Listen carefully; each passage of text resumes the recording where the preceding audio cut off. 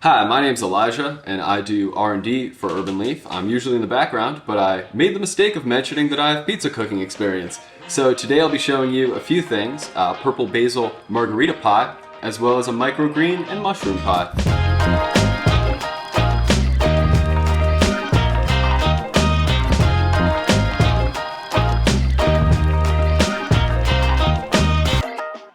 Any good pizza starts with a great dough.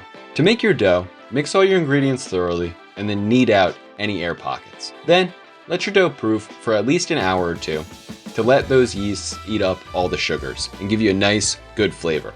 The recipe that we're following today is Roberta's pizza dough recipe, available at cooking.newyorktimes.com. This recipe consists of 00 AP flour, sea salt, yeast, and olive oil. After your dough is sufficiently proofed, chop it up into your individual portions.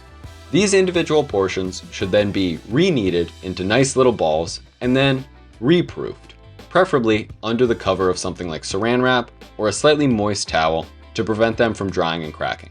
After an hour, slap them down again and let them re-proof for a tiny bit more time before rolling. To roll out your dough, yes, you can do the fancy air flippy thing, but I find, especially for beginners, it's much easier just to do this method on the table. Just make sure that you have enough flour to prevent your hands, the dough, and your cooking surface from all sticking to each other. To roll them out like this, just push the dough away from itself while you're constantly rotating the dough in a radial manner. Make sure you have a tiny bit more dough towards the edges so you get a nice thick crust. Keep any doughs that you're not using covered with a moist towel to prevent drying and cracking. For all of our herbs today, we used Urban Leaf's Bottle Garden kits. These kits are a fun, easy, accessible way to grow culinary edible herbs in a small space. This purple basil in particular is delicious. Once your pizza's out of the oven, just let it cool off and then slice it up.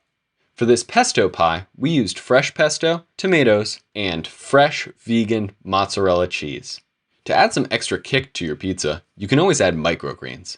Microgreens pack a big punch in a tiny package. All you have to do is slice them off when they're ready and then sprinkle them over whatever dish you're making. These radish microgreens in particular are spicy but really delicious as well as nutritious.